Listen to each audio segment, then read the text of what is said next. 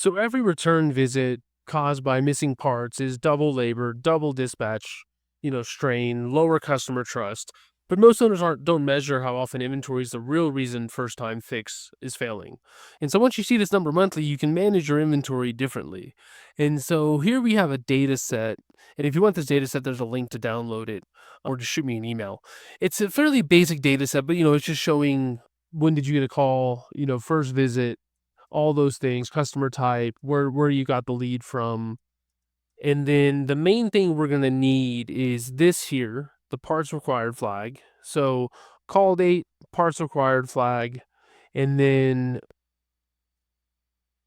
right here, the parts, not having the part cause a return.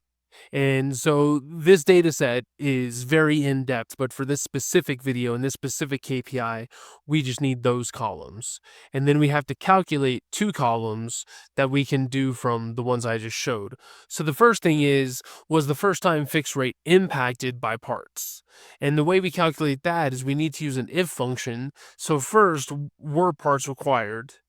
And then two, were right here, was the parts did the parts cause the return flag? And so here, that formula is going to be equals if and then just both of them are 1. So if parts required flag equals 1, comma, which is the and then the parts cause the return equals 1. So if both of those equal 1, then give me a 1, otherwise 0. You could also do, yes or no. But yeah, so you can see that these are these equal. It's the same formula. And then the other thing we need the month. And so if you've watched any of the other videos or if you've read any of the other parts of the book, I showed you how to strip out the month and the year from a date. But now I want to show you, just for, diversification and just to know different ways to do things, I want to show you the end of month function, EO month function, so end of month. And so what you can do is EO month and then go over to your date and then comma 0. And the 0 means give me the end of this month, give me the end of January. If you did 1, it'll give you the end of February. But now you can see it's just formatted as a number. But now you can see it's the end of the month of the cell. And I'll show you. So if you do 1, it gives you the end of February. But we don't want that. Okay, so that's how you calculate those two columns. But I'm going to delete them because I already have them here. I just wanted to show you how it's done. Okay, so to create this, what we need to do is we need to calculate how many jobs required parts and then how many jobs were impacted because there were no parts for that job at the time. And then we get a percentage and then we get a target and then we can create this chart. So the first thing we need to do is we need to get a unique list of this to start everything. And so you can just do equals unique and it'll essentially remove all the duplicates. And so I'm just going to highlight the whole range. And then you get that here. And let me just format this as a date. And then I'll center everything. And then also I'm going to copy this and then paste it as values. Control-Shift-V to copy and then Control-Shift-V to paste. And so now I'll just copy the headings here, but these are the headings that we want. So jobs requiring parts, jobs impacted, and then the impact percent, and then sort of a benchmark. So it's pretty straightforward. Like once you understand how to do this, and once you learn these two simple, relatively simple functions, then you can do this. The hardest part with any of these KPIs is having data structured properly. I understand that's 90% of the work. But with that being said, so the way we do this one to calculate the jobs requiring parts, it's all we have to do is we just sum the column, right here, our parts required. And so you should be able to get this. I mean, if you, depending on the number of jobs you're doing, but let's just say, the first visit for January 1st, let's say it's 10. I don't know the exact number because it's not sorted. Let's just do it on calls, right? So if you have 22 calls a day, then just have somebody manually enter in this data, right? Yeah, as much data as you can get, because then you can get real insights and it'll more than pay for the time of having somebody, manually enter this in. Because even if you're doing this in things like Service Titan or different softwares in the HVAC space, somebody's still manually entering it in, right? Like you still have to have somebody physically do it. Okay, so we want to sum this where this based off of this date, right? So for January 31st, 2026, we want to count the number of times it's 1. But because you could count if 1, but it's the same thing as summing, right? Like the 1 plus 1 is 2, but 1 and 1 is also counting 2. There's 2 ones in that, right? So I'll do SUMIFS, and we know that the month right here is in cell B3, just so I can type it. So sum were parts required, comma, and then the month here, comma, B3. And then that's done. Just double click that. And then jobs impacted, SUMIFS, same thing. And it's the new column we created because this is the impact flag, right? Were parts required? Did a part cause the job to not be completed? So sum this, comma, where this is B3.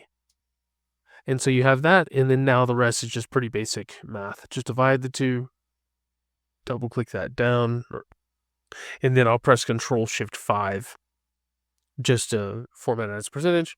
And let's just say the target is 3.5%. And then underneath, I'm going to make this equal to this, and I'll show you why in a second. Okay, so now we want to create the chart, the combo chart with the column showing the jobs impacted and the line. There's 2 lines, but the line that has variation is the impact percent, and then the straight line is the target. So I'm going to highlight month, hold down the control key, and then highlight everything else, not jobs requiring parts, because we don't want that to be visualized on the chart.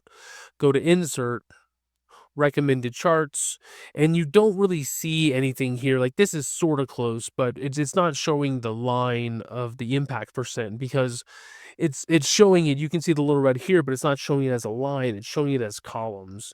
And the problem is that column for the 5.6% of January is on the same axis as the 17, 48, 76. Looks like the maximum axis is 80. So we don't want that either. So go to all charts and then go to combo. And then now it still doesn't look right. But what we can do is we want the impact and the target to both be the line. So make sure that's a line. And then we want both of those to be on a secondary axis. We don't want to put the percentage on an axis that goes up to 80. We want to put a percentage, on its own axis. And I'll show you what I mean. So now you have it on its own axis here. And you can see it goes to 9 instead of 80, right? Having 0.056 on the same axis as 80 it's not going to show up. And so, yeah, I mean, that's how you create it. And so now I'm just going to show you how to sort of make it, a little more legible. I'm just going to copy this, save a couple seconds from having to type. Okay, so the first thing is let's make this green line, let's change the color and make it a lot thinner. It's taking up too much real estate. We don't really need it to... We can do orange. We don't really need it to show that much. We just want it to be, noticeable as a benchmark. And then we can maybe make it just a little bit thicker. Okay. And then also before adding the data labels, I want to show you the reason why I did equals underneath here is now it can be dynamic, right? And so you can see, because you might have a different benchmark. And then finally, I'll show you how to add the labels. So you can click here and then you'll see a little crosshair. And then you can, if you do the data labels like this, it's going to be way too noisy, right? It's just too much going on. So just click on the red line and then click on data labels and it'll be just that. And it's still a little bit hard to see, like right here, 4.4, 4.2. So if you click on the number, you'll see all the little boxes and then you can just sort of fill it in. You can do the fill under the font and you can just pick a color and then just fill it in, with whatever color you like. And then also, this is personal preference, but maybe you want to delete everything except maybe like the low and the high, or if you like every value, that's fine too. But if you did want to delete some, you can just click on, you have to sort of double click and then you can click on the ones that you want to delete to do that. And so if you hold down, maybe, I don't know. Yeah, so you can see when you click one, everything highlights, but if you click again, then you can delete it. But yeah, so I won't delete anymore just to save time, but that's how you do it. But Anyways, so yeah, so that's how you calculate this. Pretty straightforward once you have the data structured. This getting this file, in the proper format is the most time consuming. It's not hard. It's just time consuming because how do you know if, a part was required? It's like, okay, you got to talk to your tech or, your dispatch. How do you know if the part wasn't available? It's like, okay, now I got to talk to the tech. And so it's a lot of work overall, but at the end of the day, it's just a conversation and then making sure somebody, enters in the data. But anyways, that's all I have for this video. If you have any questions, as always, shoot me an email, questions@databoards. If you want this data set, there's a link to download it. If you can't find it, shoot me an email on that. Just make sure to say, hey, Ryan, can you shoot me the first time fixed rate, impacted by parts percentage, inventory file, because I have 160 of these videos. And so just let me know. And if you need some help structuring your data or getting these insights into your data, if you don't have the time or the manpower, then there's a link. You can hop on my calendar or you can shoot me an email. But if not, then I will see you in future videos.